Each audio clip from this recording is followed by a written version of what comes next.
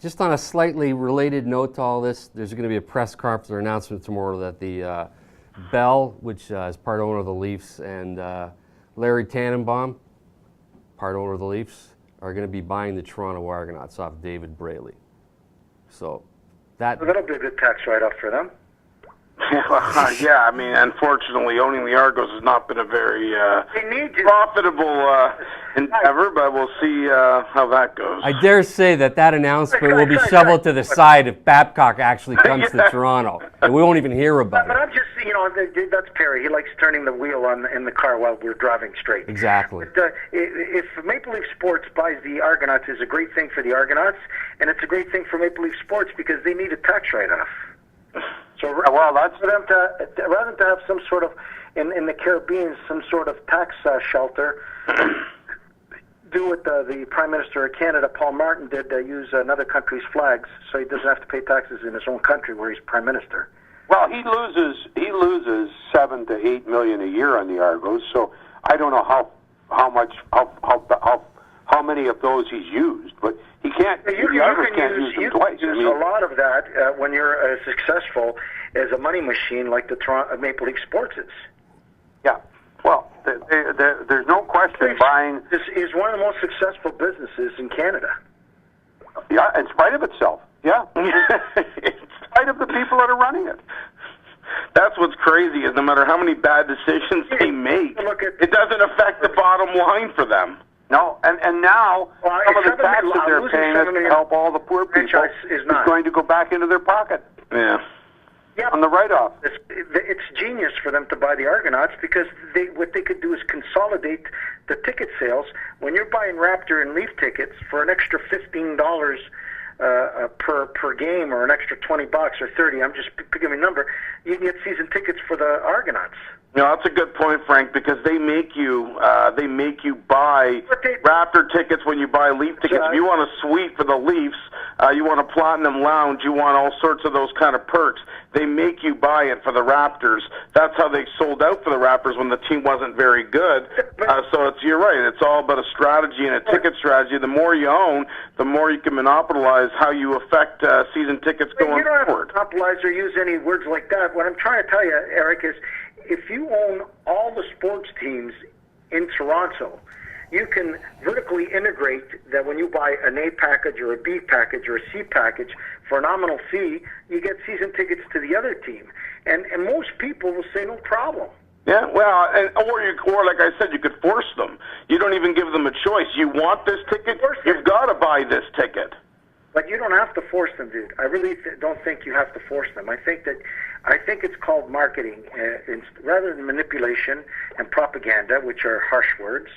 It's marketing. That's a nice political, way to talk. Just like the guy who's running in Florida.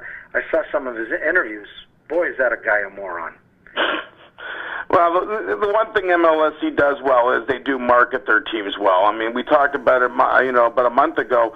Despite the fact that the Raptors were an absolute abomination in the second half in the playoffs, they were marketed extremely well. So that's one thing they do understand how to do well, even if they don't get the results on or off the field.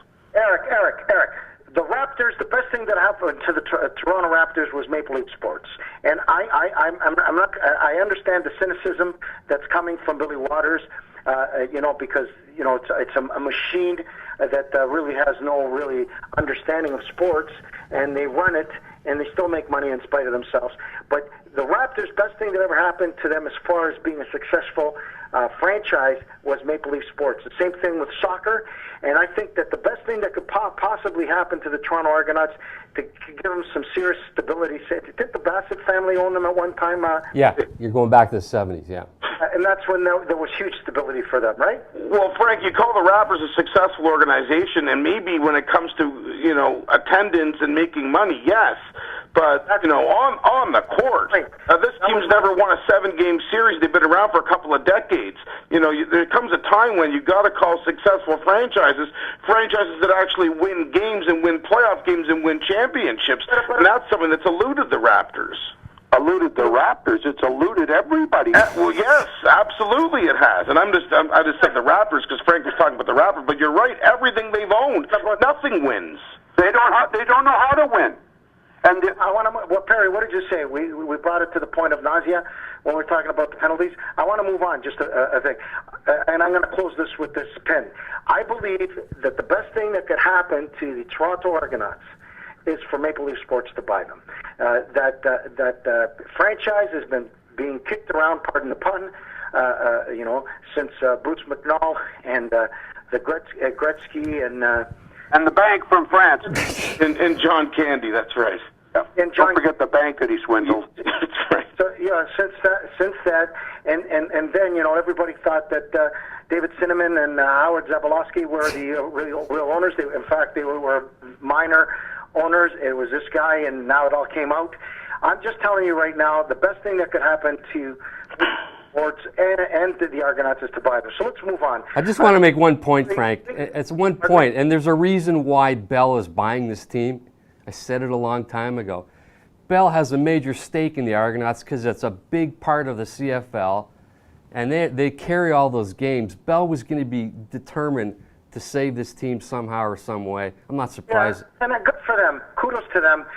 Kudos to the CFL for finally waking up. There's been a lot of negativity from the ownership that came from Vancouver, and the cannibalization of how many teams that he's run. And some of the people call him Dr. Evil, the actual owner of the whole CFL, and he's basically done whatever he's wanted. I don't know the man. I'm just regurgitating what I've read. Oh, he saved the CFL, Frank. Let's just leave it at that. He's not. He is what he is, but he saved the CFL. Yeah, done in every bad area they've had. He runs it. He runs it with an iron fist. A lot of people who know him say he's the guy.